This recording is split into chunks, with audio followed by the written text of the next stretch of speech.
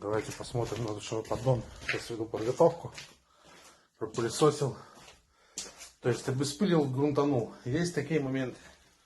Он накапал грунтовкой.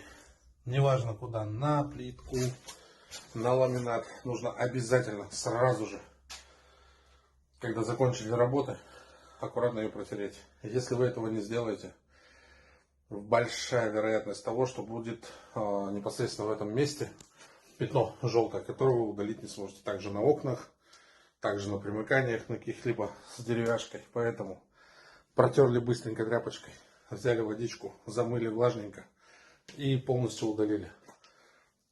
Лайфхак, мелочь, а важная.